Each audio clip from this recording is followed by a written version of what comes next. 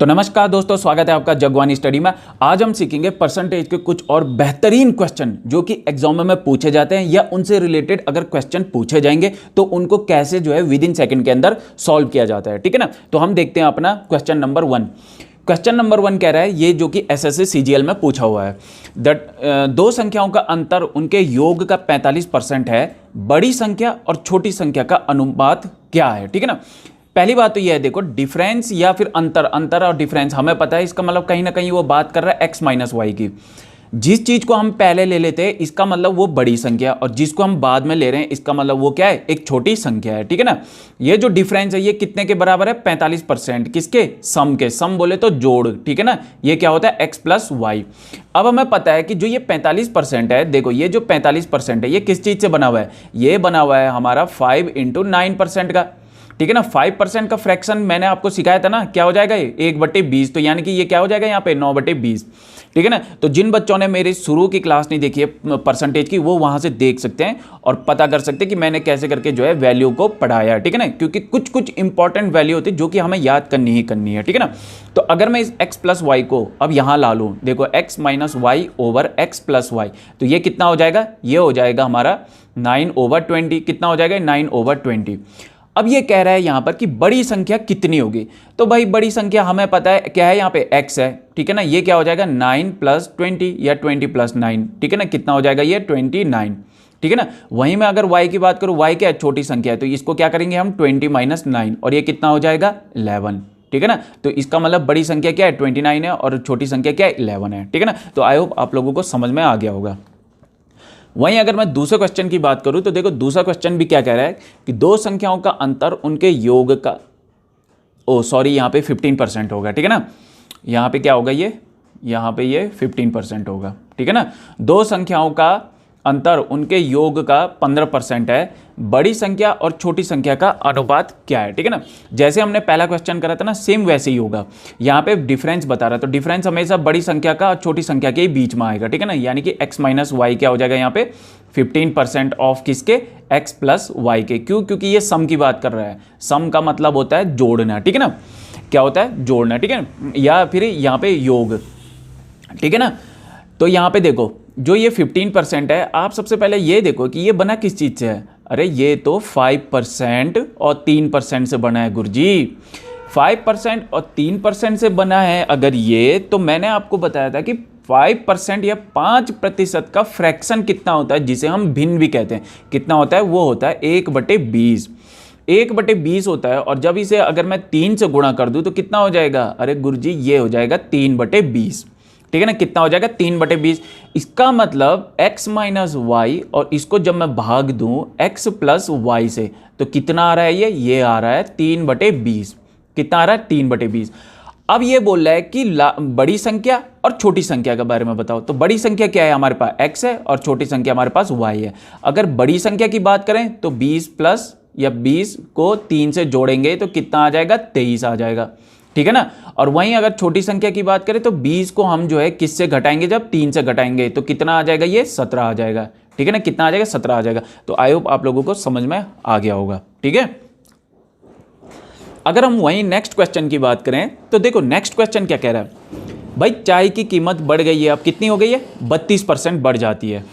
तो इससे अब चाय पे जो खर्च आता था वो भी क्या हो जाता है, 10% बढ़ जाता है। यदि किसी व्यक्ति ने पहले 10 किलो खरीदा है, ठीक है ना, तो अब उसने कितनी मात्रा में खरीदा है। ठीक है ना। यहाँ पे देखो, यहाँ पे 3 चीज की बात हो रही है। ठीक है ना। 3 वेरिएबल या फिर जो चेंजमेंट वैल्यू होती है ना, उनकी बात हो रही है। एक हो रही है प्राइस के बारे में, एक हो रहा है क्वांटिटी के बारे में। ठीक है ना। मान लो अगर कोई चाय पत्ती 10 रुपये kg है, कितना, 10 रुपये kg है, यानी कि 1 kg की कीमत कितनी है, 10 रुपये है। मैं लाता हूँ कितना, 10 kg, तो फिर मेरा खर्चा कितना बैठेगा, 100 रुपये बैठेगा। कितना बैठेगा, 100 रुपये बैठेगा। ठीक है ना। इसका मतलब जो ये 100 रुपये है, ये क्या है, एक्सपेंडिचर। क्या है ये, एक्सपेंडिचर। ठीक है ना। यहाँ पे आप देख रहे हैं 3 वेरिएबल क्या हो रहे हैं, चेंज हो रहे हैं। ठीक है ना। यहाँ पे एक्सपेंडिचर हो गए। ठीक है ना। सेम वही यहाँ पे देखो क्या होती है अब इसकी ट्रिक, ये देखो P है, ये Q है और ये E है। मान लो मेरे पास 100 रुपये, क्योंकि मेरे को पता तो है नहीं कि पहले जो है कितने में खरीदा होगा उसने। इतना मुझे पता है कि पहले उसने 10 kg खरीदा था। ठीक है ना। तो मान लो अगर कीमत 100 है ठीक है ना, 100 रुपये केजी है, और अगर वो 10 केजी खरीदता है तो कितना आ जाएगा खर्चा? खर्चा भाई 1000 बैठ जाएगा। कितना बैठ जाएगा? 1000 बैठ जाएगा। अब कीमत जो है 32% बढ़ जाती है। आपको मैंने क्या बताया था, परसेंटेज या प्रतिशत के केस में बॉस कौन होता है? वो होता है सर 100%। अगर 32% बढ़ रहा है, क्या बोला है? 32% बढ़ रहा है, तो इसका मतलब ये बात कर रहे हैं 132 की, ठीक है ना। और अगर वहीं वो बोलता है कि 32% घट रहा है, तो तब हम क्या करते हैं? 100 माइनस 32 करते हैं, तो कितना आ जाता है? ये आ जाता 68% आ जाता। बट यहाँ पे अभी एक बात कर रहा है किसकी? 132 की। अब यहाँ पे देखो 132% बोला है ना इसने, तो 132% को जब मैं 100 से क्या कर देता हूँ? मल्टीप्लाई कर देता हूँ। अब आप बोलोगे कि ये 100 क्या है? ये 100 ये है जो कीमत है ना, ये है वो 100। कौन? ये, ठीक है ना, ये है। तो ये परसेंटेज हटाने के लिए मैंने क्या कहा था? 2 जीरो को कट करना पड़ता है। क्यों? क्योंकि परसेंटेज कहता है कि अगर आप मुझे फ्रैक्शन में चेंज करोगे, ठीक है ना। परसेंटेज क्या कहता है? यहाँ देखो, परसेंटेज कहता है कि अगर आप मुझे फ्रैक्शन में चेंज करते हो या फिर भिन्न में चेंज करते हो, तो मुझे तब आप डिवाइड करो इस नंबर को 100 से। किससे? 100 से, ठीक है ना। तो अब देखो परसेंटेज हटाया, 2 जीरो हुए कैंसिल, तो कितना आया? 132 आया, ठीक है ना। वहीं वो कहता है कि जो खर्चा है वो भी 10% बढ़ गया। इसका मतलब खर्चा कितना हो गया? अब 110% हो गया। खर्चा कितना हो गया? 110%। किसके अकॉर्डिंग? पहले कितना था? 1000 था, ठीक है ना। तो पहले कितना था? 1000 था। पहले खर्चा कितना था? 1000 था। तो फिर क्या, परसेंट को हटाने के लिए 2 जीरो कैंसिल, कितना हो जाएगा? 1100 हो जाएगा। कितना हो जाएगा? 1100। इसका मतलब खर्चा जो हो गया अब वो हो गया 1100। कितना हो गया? 1100। कीमत हो गई कितनी? 132। तो यहाँ देखो अब क्या हो जाएगा? ये 1100 बट्टे कितना? 132। 1100 बट्टे कितना हो जाएगा? 132। और ये क्या आ जाएगा?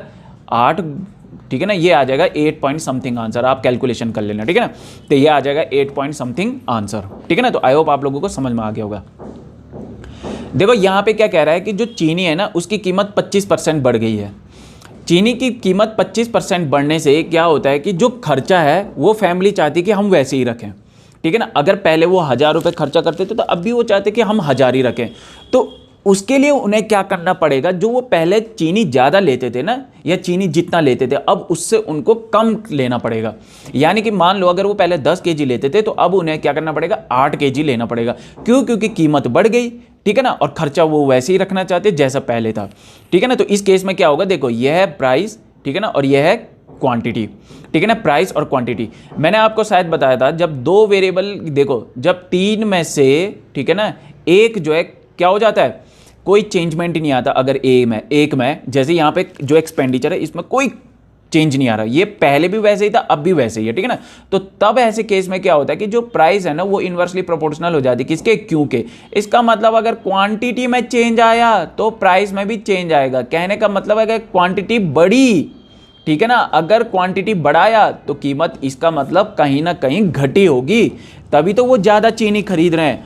और अगर कीमत बढ़ी तो वो चीनी क्या करेंगे? कम खरीदेंगे, ठीक है ना।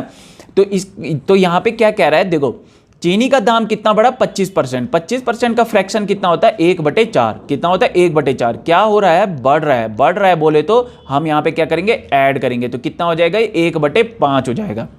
कितना हो जाएगा? 1/5। और 1/5 का जो फ्रैक्शन होता है वो कितना होता है? 20%।